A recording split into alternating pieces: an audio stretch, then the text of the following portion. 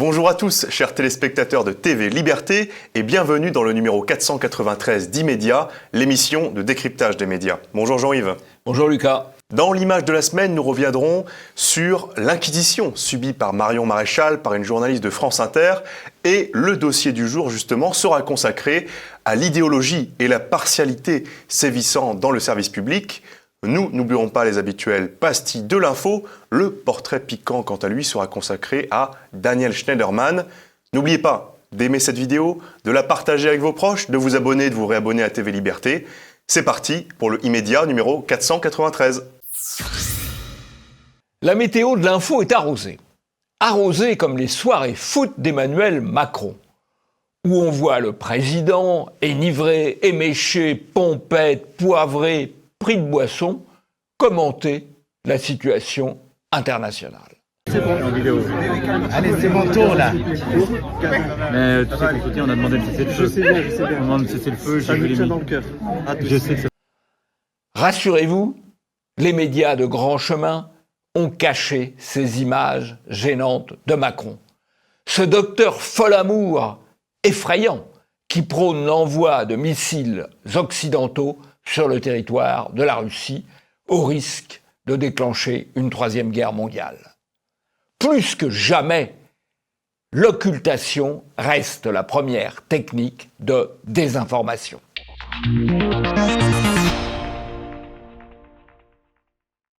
L'image de la semaine, c'est Marion Maréchal prise à partie par une journaliste de France Inter, Sonia De Villers. Ce lundi, en effet, la prétendue journaliste Sonia De Villers a posé une question pour le moins déplacée à la candidate de Reconquête Marion Maréchal, qui a suscité la polémique et mis en lumière les problèmes idéologiques présents sur le service public. Écoutez la question de Sonia De Villers. Quelle différence y a-t-il entre la défense de la famille que vous proposez, vous, et celle que proposait le maréchal Pétain ? Donc ce à quoi Marion Maréchal a répondu qu'elle comprenait maintenant pourquoi, et elle se rappelait pourquoi il fallait privatiser l'audiovisuel public et faire économiser des milliards aux Français. Mais Jean-Yves, on a l'impression que ces gens ne sont plus des vrais journalistes, mais des militants politiques. Ils le cachent de moins en moins. C'est-à-dire qu'ils sont tellement certains d'être les représentants du camp du bien que face au camp du mal, ils ne peuvent pas se retenir. Alors on a une deuxième phase dans cette séquence, c'est lorsque Marion Maréchal a pris l'intervieweuse à son propre jeu sur la réduction ad Hitlerum. Regardez. Dites-moi, la France, je crois que Hitler aimait la confiture de fraises. Vous aimez la confiture de fraises ? Vous êtes un peu hitlérienne, non ? Finalement. Est-ce que vous aimez la confiture de fraises comme Hitler ? C'est moyen, non ? Bon, je vous pose une question sur le RN, mais vraiment, ni Hitler, ni la conférence, franchement, ni ça la me dérange. confiture Je de vous dis, en fraises. plus, vous répondez pas, ça me dérange. Jean-Yves, du point de vue de la lutte contre la diabolisation, que pensez-vous de Marion Maréchal ? C'est, à mon avis, ce qu'il faut faire, c'est-à-dire ne pas rentrer dans le jeu du diabolisateur, mais renvoyer la diabolisation au diabolisateur, contre-diaboliser, et en tout cas ne jamais céder au chantage au point Godwin, parce que c'est la technique permanente utilisée pour interdire toute expression politiquement incorrecte, c'est de renvoyer à Pétain, c'est de renvoyer à Hitler, c'est de renvoyer à que sais-je encore. Il faut balayer le point Godwin. Si on accepte ça, on ne s'en sort jamais. Je rappelle quand même que la Seconde Guerre mondiale est terminée depuis 80 ans. Ça va durer combien de temps, ces références permanentes ? Et du côté des réactions médiatiques, à ce clash, on a quand même Cyril Hanouna qui a pris un peu le parti de Marion Maréchal en soulignant que France Inter n'était pas au niveau, en quelque sorte. Marion Maréchal, c'est le Real Madrid, dit-il. Je vais donner un conseil à Sonia De Villers et autres journalistes de France Inter. Quand vous préparez des buzz, quand vous préparez des choses, Marion Maréchal, les gars, c'est... Voilà, qu'on aime ou qu'on n'aime pas, j'en ai reçu des hommes politiques et des femmes politiques ici sur ce plateau. C'est le Real Madrid. Croyez-moi. Non mais je vous le dis, voilà, que tu sois d'accord avec elle ou pas. Oui, je crois que France Inter n'est pas au niveau face à ça parce qu'ils ne sont pas habitués à ça. Ils sont habitués à la soumission. Ils posent une question diabolisante. Le personnage auquel ils posent la question, normalement, il s'incline, il cède, il s'excuse. Et à partir du moment où la personnalité invitée résiste, ils sont désemparés. On a évidemment le journal anarcho-bancaire Libération qui tente tant bien que mal de défendre Sonia De Villers, mais ils sont un peu gênés puisqu'ils cachent les réponses sous leurs tweets en disant ce matin sur France Inter, la candidate d'extrême droite Marion Maréchal a refusé de répondre sur la filiation de son programme avec celui de Vichy. Jean-Yves, bon, à part Libé, la plupart des journalistes ont reconnu quand même que la question de Madame De Villers était abusive, déplacée. Insiste-t-on à la fin de leur impunité ? C'est le début. C'est-à-dire qu'il y a des gens maintenant, notamment, il faut bien le dire, sur le plan politique à Reconquête, qui ne cèdent pas à leur chantage. Et à partir du moment où il y a de l'opposition au chantage, il y en a aussi dans un certain nombre de médias, les médias alternatifs ou les médias de Bolloré, à partir du moment où on ne cède pas à leur chantage, où il y a des gens qui ne cèdent pas à leur chantage, encore une fois, ils sont désemparés. Et ça, c'est le début. J'espère que c'est le début de la fin pour eux. J'espère. Mais ce n'est pas la première fois que le service public est un peu remis à sa place par le parti Reconquête, comme vous le soulignez. On avait notamment Éric Zemmour sur France Inter. Souvenez-vous. Moi, je ne veux pas que les Français payent pour une radio et une télévision qui font de la propagande anti-française, immigrationniste, LGBT et woke, comme on dit aujourd'hui. Donc, j'estime que nous supprimerons la redevance et nous supprimerons et nous privatiserons France 2 et France Inter. Cette partialité des journalistes, cette orientation idéologique du service public est justement le sujet de notre dossier du jour avec un rapport accablant de l'Institut Thomas More. C'est parti pour le dossier du jour.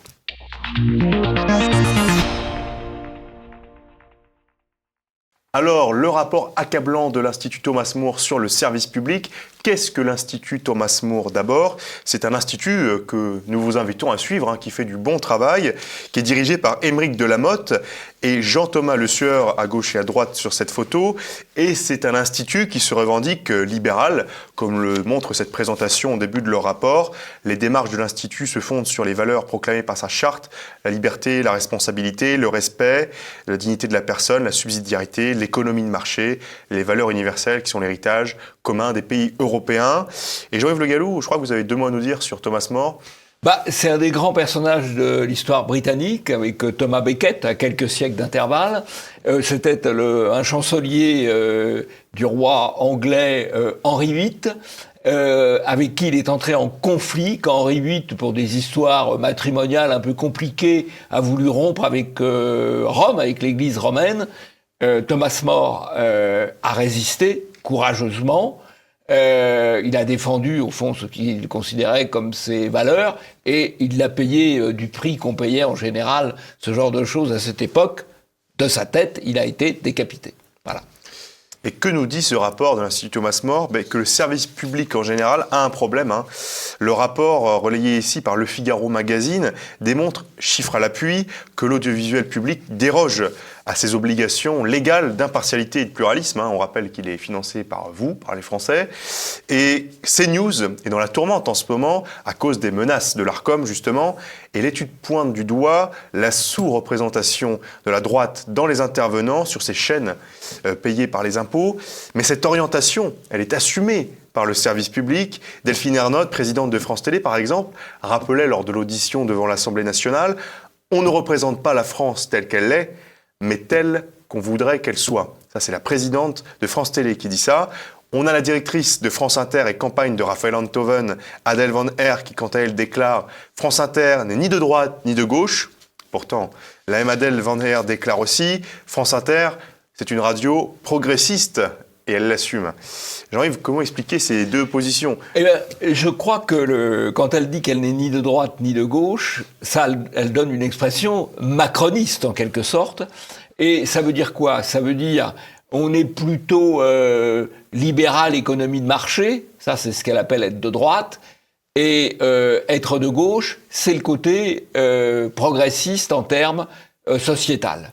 Et c'est en cela que le service public, entre guillemets, est pluraliste, puisqu'il est représentatif à la fois de l'extrême centre et de l'extrême gauche, avec une convergence de l'extrême centre et de l'extrême gauche sur les valeurs, entre guillemets, progressistes de déconstruction en matière familiale, en matière de droit à la vie, en matière d'immigration, voilà.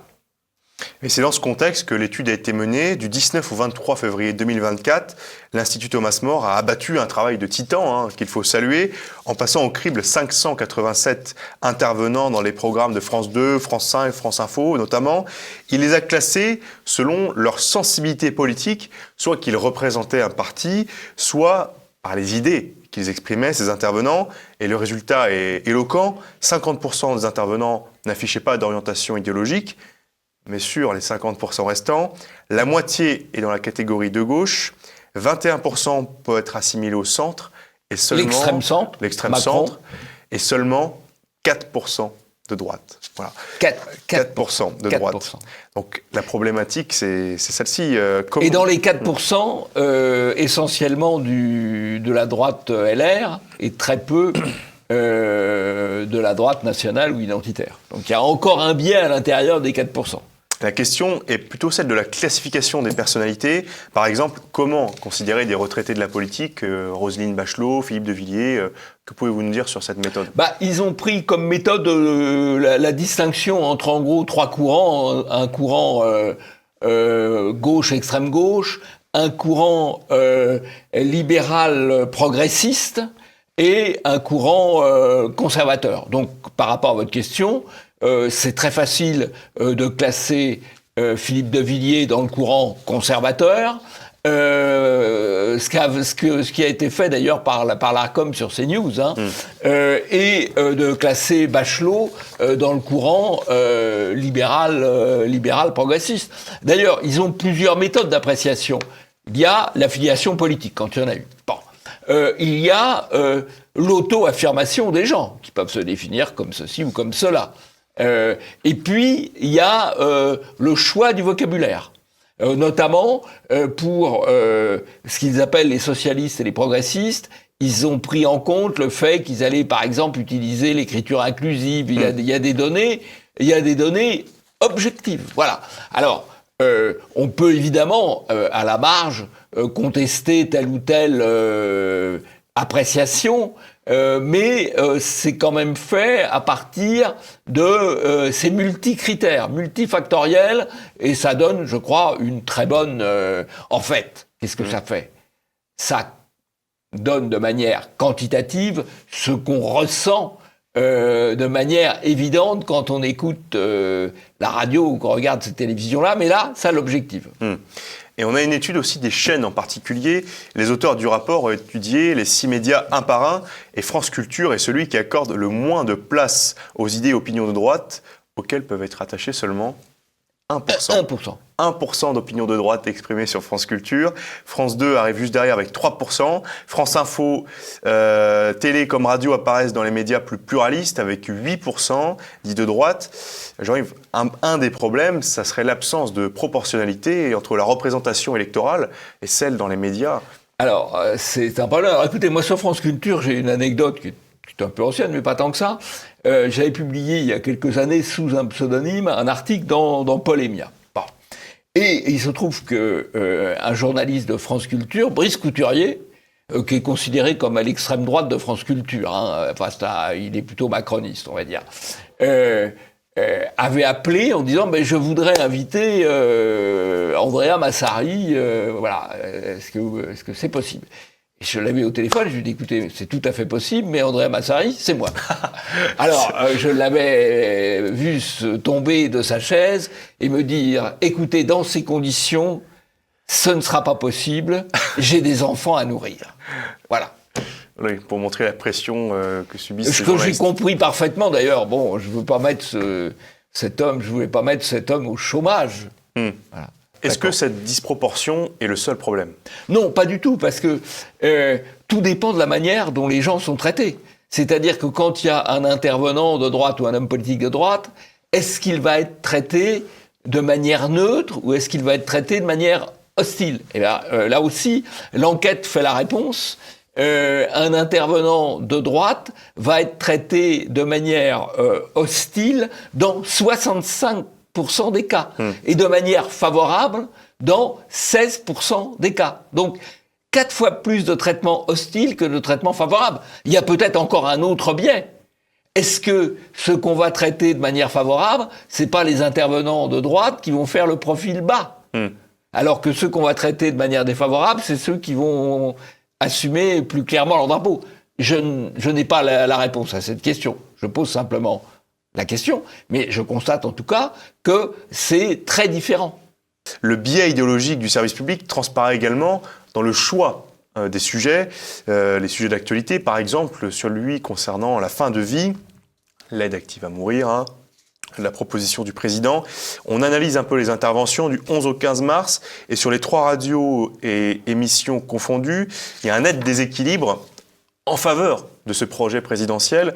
65% des intervenants étaient ouvertement favorables au projet et seulement 16% étaient défavorables.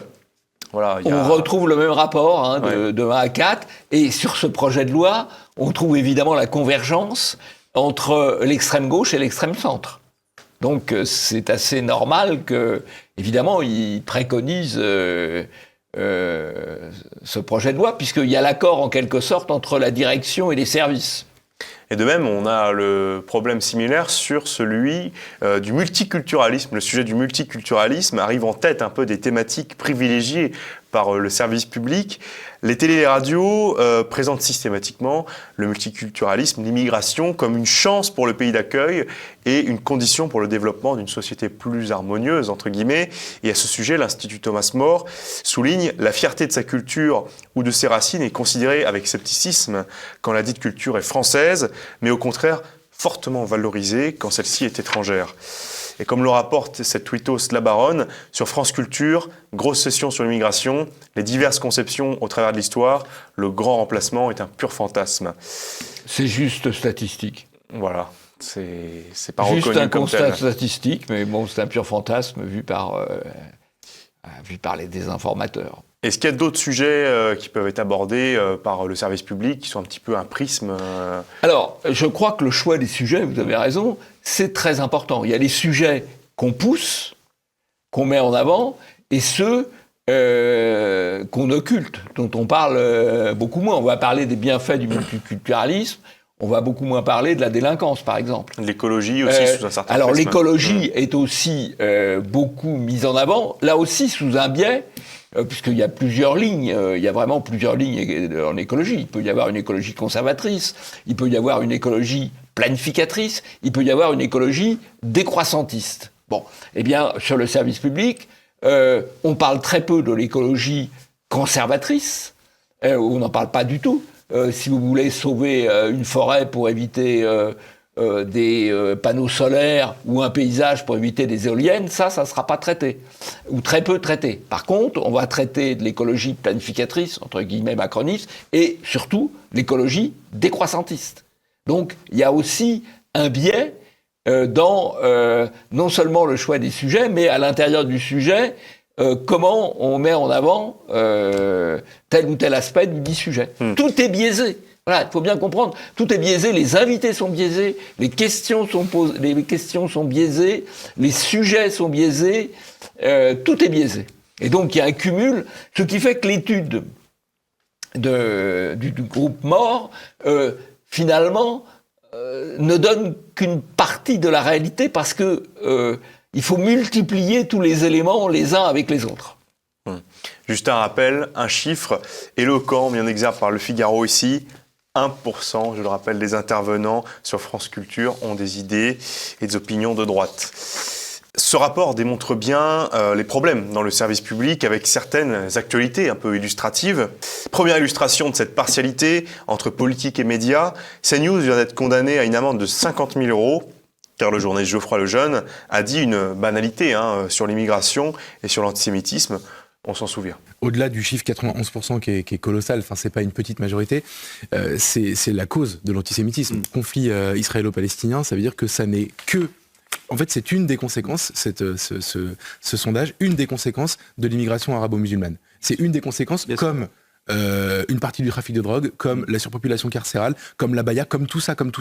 Et on voit bien ici le rôle un peu délétère joué par l'Arcom, qui refuse une vérité statistique et factuelle. Et Jean-Yves, un commentaire à faire sur ces propos de Lejeune et sur la réaction de l'Arcom ? Le fait que les banlieues sont occupées par l'immigration, ça on le sait, mais les prisons sont occupées par l'immigration, on le sait. Les universités sont aussi occupées par l'immigration. Parce que derrière l'espèce de grand mouvement qu'on explique en faveur de la Palestine dans les universités, il y a deux éléments. Il y a l'extrême gauche, qui peut être, autochtone, et puis il y a la masse d'étudiants qu'on fait venir de pays arabo-musulmans et qui, assez naturellement, se sentent solidaires de Gaza et de la Palestine. Donc c'est un sujet absolument essentiel. Mais si vous voulez, en gros, ce que dit l'ARCOM à CNews, il y a un éléphant dans le couloir.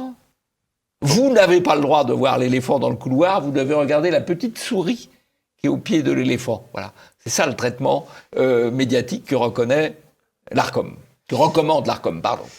Et on a une deuxième illustration du sectarisme qui règne au sein du service public, c'est l'affaire de M. Achili, qui a été limogé de France Info après avoir été prestataire auprès de Jordan Bardella, comme beaucoup d'autres journalistes peuvent le faire. Et cité ici par Eugénie Bastier, M. Achili rappelle dans Le Figaro au sujet de Guillaume Meurice: cette mobilisation à sens unique ne m'a pas surpris, elle signe le caractère partisan qui traverse désormais les couloirs de la Maison Ronde. Et Achili ajoute également dans Le Figaro: Radio France est victime depuis des années d'une lente dérive au service d'une seule orientation idéologique et non plus au service de tous les Français.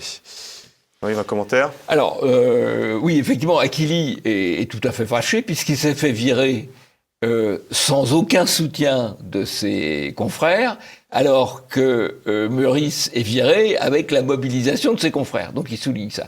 Alors, ce qui est assez paradoxal quand même, c'est que Achili, qui était notamment responsable de l'émission Les Informés du soir, sur France Info, ses invités, c'était aussi très largement des journalistes de gauche ou d'extrême gauche. Enfin, le Nouvel Observateur était plus souvent là que le Figaro, même s'il y avait parfois le Figaro.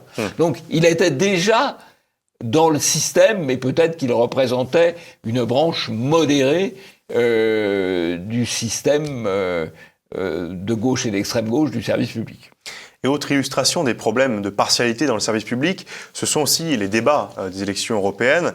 Alors que Bardella et Attal débattaient jeudi soir, avec parfois une certaine complicité, ou du moins quelques poignées de main étranges, eh bien, le candidat des Républicains, Bellamy, a poussé un coup de gueule contre le service public. Écoutez. Je voudrais commencer par vous dire que j'ai hésité à venir ce soir. Et je crois que ce qui s'est passé est en réalité le signe d'une crise démocratique assez profonde, qui finalement se révèle dans la mise en scène à laquelle nous avons assisté, parce que c'est une mise en scène. Qu'est-ce qui permet d'organiser la confrontation entre ces deux personnes? L'un est le Premier ministre, même pas la candidate. Ils s'en sont expliqués en début. Où est la Ils n'ont pas convaincu. Ils s'en sont expliqués en début. Non, mais c'est même pas eux qui devraient s'en expliquer. Comment est-ce que vous les avez choisis? Comment est-ce que vous avez choisi d'organiser cette confrontation? Jean-Yves, quelle est votre analyse de ce débat entre Bardella et Attal? Ce débat, alors là, c'est un débat de commande du pouvoir. Là, c'est le côté extrême-centre, puisque dans la stratégie du pouvoir, il y avait d'essayer de mobiliser son électorat en faisant peur avec la poussée du Rassemblement national. C'est pas ce qui se passe en réalité, mais c'est ça leur stratégie. Et donc ce débat est un débat là qui a été demandé par le pouvoir, et donc le service public, entre guillemets, a exécuté les ordres du pouvoir. Alors, je vais pas revenir sur le fond du débat. Je ferai simplement une observation en termes de chiffres. En termes de chiffres, ça commence à 3 600 000 spectateurs à 20h15, ce qui n'est pas beaucoup. Et ça termine une heure après à 1 300 000, ce qui est très peu. Donc ça veut dire que ce débat est pas un grand succès en termes d'audience, en tout cas, alors qu'il a deux têtes d'affiche dont on parle énormément. Mais finalement, c'est pas ça qui compte. Ce qui compte dans ce débat, c'est pas les gens qui l'ont regardé, très peu de monde. 3 millions de personnes au début, 1 million à la fin, un peu de reprise sur les réseaux sociaux, mais très peu de monde. Ce qui est important, c'est qu'on en a parlé tout le temps. Et donc, ça a assuré à la fois la promotion de M. Attal et la popularité de M. Attal et la popularité de M. Bardella. Ça l'a d'ailleurs un petit peu fait monter dans les sondages, parce que les sondages, ils mesurent les tendances de fond, mais aussi ils mesurent des aspects plus conjoncturels. Donc il y a une tendance de fond qui place M. Bardella à un niveau élevé, c'est tout à fait clair. Mais là, conjoncturellement, il a été servi par ce débat, indépendamment du contenu du débat et indépendamment de l'audience du débat, par le fait qu'on en a énormément parlé. C'est le bruit médiatique qui fait le sondage. Et Jean-Yves, en venant dans les locaux de TV Liberté, je crois que vous avez une petite anecdote à nous raconter sur le service public, justement. Bah oui, j'ai écouté France Info, et donc alors c'était assez amusant, parce qu'il y avait une demi-heure où l'invité de France Info, c'était Marine Le Pen. Bah, Marine Le Pen a développé son point de vue. Et alors, la demi-heure d'après, c'était les informés du matin avec Sonia Braquilla et Renaud Dely de Libération, qui avaient invité la rédactrice en chef adjointe de Libération et le chef du service politique de France Inter. Et toute la demi-heure était consacrée à démolir Marine Le Pen, sans qu'il y ait aucune personne pour défendre son point de vue. Donc, en termes de temps de parole, Marine Le Pen a occupé une demi-heure, donc qui sont décomptés sur les temps de parole électoraux du Rassemblement national. Bon, d'accord. Mais derrière, il y a une demi-heure de démolition pour le compte de la gauche et de Macron qui n'est pas compté. Allô, l'Arcom ? Jean-Yves, on a également eu un deuxième débat des Européennes lundi soir, après le premier qui avait eu lieu, qu'on a déjà commenté la semaine dernière. Qu'avez-vous pensé de ce deuxième débat ? Là encore, je ne vais pas commenter un débat d'1h30. Ce qui est frappant, c'est d'abord, encore une fois, c'est la même chose, c'est toujours la même chose. C'est-à-dire, vous avez 7 candidats qui sont au-dessus du seuil de 5%. Donc, on décide, on organise des débats entre ceux qui vont avoir des élus. Très bien. Bon. Et puis, on en rajoute un 8e. Alors, un 8e, il y en a 20 derrière. Qui on prend ? Un type qui a 2%, qui est le représentant du Parti communiste. On aurait pu inviter les animalistes. On aurait pu inviter le chat. Le chat qui est sur la profession de foi des animalistes. On aurait pu inviter le représentant des animalistes, parce que moi, je prends le pari, c'est que les animalistes, ils sont devant le Parti communiste. Ah oui, vous prenez le pari. Ouais, je prends le pari, je prends des risques. Hein. Bon. Mais pourquoi le communiste, je sais pas, peut-être parce qu'ils ont 100 millions de morts au compteur, donc ça crée un minimum de crédibilité, je ne sais pas. Voilà, ça c'est la première remarque. La deuxième remarque, c'est qu'évidemment, comme à chaque fois, le sujet de l'immigration arrive tout à fait à la fin, au bout de 2 heures ou 2h30 de débat. Alors là, il y a 2 interprétations possibles, je vais être objectif. Il y a la première interprétation qui est l'interprétation idéologique, politique. On met à la fin le débat sur lequel les candidats type Bellamy, type Bardella ou type Marion Maréchal vont être les plus à l'aise, et on va mettre au début les sujets sur lesquels Mme Ayer va pouvoir à peu près patauger. Ça, c'est la première hypothèse. L'autre hypothèse, c'est qu'ils mettraient à la fin, parce qu'ils savent que le sujet intéresse davantage, et pour garder les spectateurs jusqu'à la fin. Honnêtement, là, je ne peux pas trancher. Mais voilà. En tout cas, à chaque fois, c'est à la fin.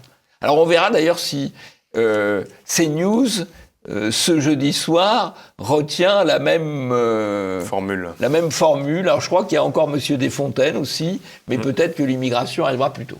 Après avoir analysé dans notre dossier du jour le rapport accablant de l'Institut Thomas More contre le service public, place aux pastilles de l'info avec une actualité qu'on vous cache dans les médias mainstream. Première pastille, c'est la grande occultation, le maire de Canteleu dans le narcotrafic. Et oui, comme le relève ici Pierre Sautarel, c'est curieux que cette affaire n'inspire pas plus les journalistes. Pourtant, il y aurait beaucoup à dire sur le PS76 et le fait que ça pourrait remonter jusqu'au Conseil constitutionnel, au président du Conseil constitutionnel. Jean-Yves, imaginons que c'était un maire RN qui était visé par de telles accusations. Pourquoi on en parle si peu dans les médias ? On en parle si peu dans les médias parce que c'est le cœur du pouvoir qui est touché. Il y a le côté racaille, puisqu'à côté de la mer, son premier adjoint est lié à la famille de Racaille qui règne sur la ville. Il est d'ailleurs lui aussi poursuivi devant le tribunal correctionnel de Bobigny, comme le maire. Donc il y a le côté Racaille. Et puis il y a le côté socialiste. Et pas n'importe quel socialiste, les socialistes de Seine-Maritime, dont le patron a été très longtemps et dont le grand personnage d'influence a été et reste Fabius, le président du Conseil constitutionnel. Et puis, qu'est-ce qui s'est passé quand Madame Mélanie Boulanger, sous la pression, a dû renoncer à son mandat de maire? La pauvre chatounette a été recrutée comme collaboratrice du maire et du président de l'intercommunalité du Val-de-Reuil. Et qui est ce personnage? C'est Marc-Antoine Jamet, qui est le secrétaire général du groupe LVMH, du groupe Vuitton, du groupe de Bernard Arnault. Ah oui, donc c'est le capital mondialisé. Donc vous avez le narcotrafic, le Parti socialiste et le capital mondialisé. Vous comprenez bien que ça ne va pas inciter les médias, ni de services publics, ni les médias sous influence du capitalisme mondialisé, à en parler beaucoup. Deuxième pastille, c'est un décryptage avec le drapeau palestinien qui a été brandi à l'Assemblée nationale. Le député de la France Insoumise, Sébastien Deloju, a été exclu 15 jours, soit la sanction la plus forte prévue par l'hémicycle. Et en tous les cas, cela a donné lieu à de vives tensions, insultes, notamment entre M. Meyer Habib et David Guiraud. Écoutez ce clash. Comment vous leur donnez la parole? Pars-toi d'ici, toi, va-t'en. À qui tu parles? À toi, je te On n'a parle. pas élevé les cochons ensemble, alors respecte un peu. C'est toi le cochon. T'es dans la boue du génocide. Tu sais quoi, la boue du génocide? Récupérer les otages, vous n'avez pas honte. Quelle apologie du génocide? Moi, je regrette la mort de tous les enfants. S'il y avait justice dans ce pays, vous serez poursuivi en justice, monsieur. T'es un porc, barre-toi de là, espèce de pourriture. Jean-Yves, c'est quand même rare ce genre de tension à l'Assemblée nationale où les députés en viennent quasiment aux mains. Est-ce qu'on a déjà vécu ça dans l'histoire et est-ce que vous-même, vous avez vécu ça en tant qu'élu? Non, alors on a vécu ça dans l'histoire, oui, quand même, sûrement. Brandir un drapeau étranger, c'est quand même pas de très bon goût. Moi, dans les assemblées où j'ai siégé, où j'ai travaillé, à l'Assemblée nationale, le groupe Front National de 86 et 88, il y a eu des incidents, mais pas du tout de cette nature. Il y a toujours des incidents dans les assemblées. J'ai fait quelques coups d'assemblée au Conseil régional d'Île-de-France, quelques coups un peu transgressifs, on va dire. Comme quoi, on avait boycotté un préfet, enfin des choses comme ça, mais enfin pas de ce degré-là. Et alors par contre, au Parlement européen, ce genre de choses se fait beaucoup.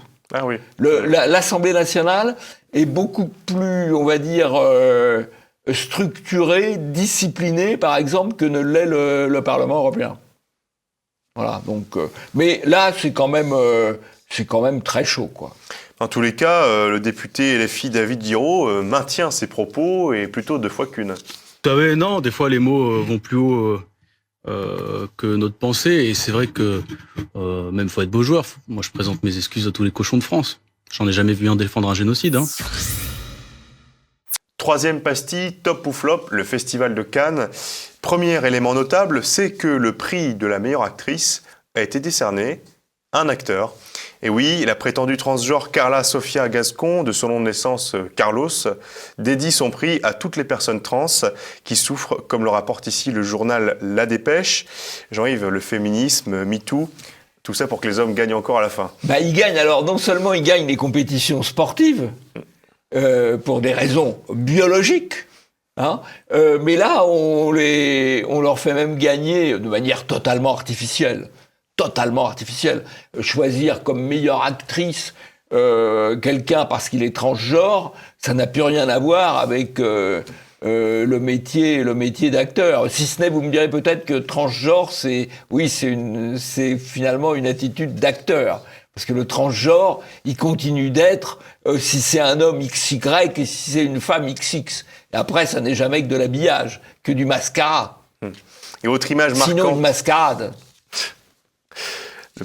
Autre image marquante au niveau de l'happening médiatique, on a eu l'actrice Martial Tavera qui se voit interdire de dévoiler sa robe affichant l'image de Jésus.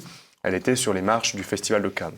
Et on a eu également le collectif Nemesis qui est encore frappé par une image poignante, marquante, en déployant une banderole « Foreign Rapist Out ». Jean-Yves, que pensez-vous de ces actions de happening médiatique ? Le happening médiatique, il y a deux sortes de happening médiatique. Il y a le happening médiatique du fort au fort, où on en parle énormément. Et puis il y a le happening médiatique du faible au fort, où on en parle beaucoup moins. Le happening médiatique du fort au fort, c'est l'actrice soi-disant transgenre, l'acteur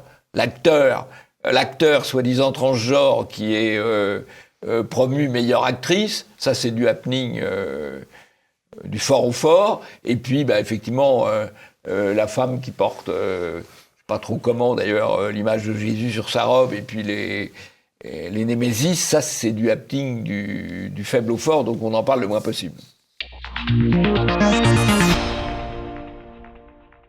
Nous arrivons déjà au terme de ce numéro 493 d'Immédiat. Merci pour votre fidélité. N'oubliez pas d'aimer cette vidéo, de la partager avec vos proches, de vous abonner à TV Liberté. C'est parti pour le portrait piquant du jour. Aujourd'hui, faisons la critique d'un critique. Daniel Schneiderman, avec ses analyses souvent pertinentes et ses enquêtes, s'est érigé en poil à gratter des médias. Avec son site Arrêt sur Image et ses chroniques régulières, il décortique les mécaniques et les coulisses de ceux qui sont censés nous informer. Mais malgré ses qualités et son travail souvent intéressant, Schneiderman n'échappe pas, lui non plus, à la critique. Né en 1958 à Paris, Daniel Schneiderman est issu du CFJ, le Centre de formation des journalistes. À 17 ans, il milite durant quelques mois à l'Union des étudiants communistes, une tendance adolescente pour le communisme, partagée par beaucoup de journalistes de sa génération. Il s'en éloignera. Ses partis pris, comme ses publications dans Libération ou Le Nouvel Observateur, le situent plutôt entre la gauche et l'extrême gauche non communiste. Schneiderman débute sa carrière en entrant au Monde en 1979, alors comme simple journaliste. Nommé grand reporter en 1983, il se met à partir de 1992 à la critique média, en présentant d'abord quotidiennement, puis une fois par semaine, des chroniques consacrées à la télévision dans une lignée héritée un peu de François Mauriac et de Morvan-Lebesque. En 2003, il critique ouvertement sa direction dans son livre « Le cauchemar médiatique ». Dès octobre, il est licencié pour cet affront. Il poursuivra le quotidien au prud'homme et gagnera son procès. Évincé du Monde, il se dirige alors vers Libération, où il poursuit ses chroniques sur les médias tous les lundis. Contrairement à sa chronique du Monde, Schneiderman extrapole à tous les médias ce qu'il faisait pour la télévision. Entraîné par le succès de ses chroniques, il crée en 1995 une émission de critique média sur la 5e, Arrêt sur Image est né. Arrêt sur Image a pour but, je cite, de décrypter l'image et le discours télévisuel et, avec l'aide de divers chroniqueurs et journalistes, d'analyser les dérives et les succès du récit médiatique. Un bon programme qui ressemble un peu à celui de l'Ogime. L'émission pousse la critique média jusqu'à se critiquer elle-même. Chaque mois, une journaliste fait part des critiques soumises par les internautes. L'émission ne va pas sans tension. Critique de Pierre Bourdieu, licenciement d'une pigiste pour avoir adhéré au réseau Voltaire, jusqu'au clash avec Patrick de Carolis qui licencie très injustement Daniel Schneiderman en juin 2007. Il rebondit avec succès en transposant son émission sur Internet avec une partie de son ancienne équipe. En parallèle, il tient une chronique média sur le Nouvel Obs. Le 18 novembre 2022, Daniel Schneiderman décide de couper une séquence lors d'un enregistrement d'Arrêt sur Image où le député LFI, Louis Boyard, avait la langue un peu trop bien pendu, évoquait son passé de dealer de drogue. Le jeune député demande à supprimer la séquence et à être réenregistré. Ce qui fut fait, sans en référer ni au rédacteur en chef, ni à la rédaction, provoquant les protestations de ceux-ci et une mise au point du médiateur. Fin 2022, il quitte la direction de l'émission tout en intervenant ponctuellement. Lui succède le duo Paul Aveline et Nassira El Moedem. Ah, la délicieuse Nassira, tout un poème. Nassira est issu du Bondi Blog, qui vise à remplacer les journalistes européens par des journalistes dits racisés. Le même Bondi Blog, dont le spécialiste du monde musulman Gilles Kepel, estime qu'il est tombé aux mains des frères musulmans. Sur X Twitter, le 30 avril 2024, la douce Nassira qualifie les Français de racistes dégénérés. Aux dernières nouvelles, Nassira anime toujours Arrêt sur image. Comme quoi, on peut être un journaliste intéressant comme Daniel Schneiderman, mais bien mal choisir sa succession.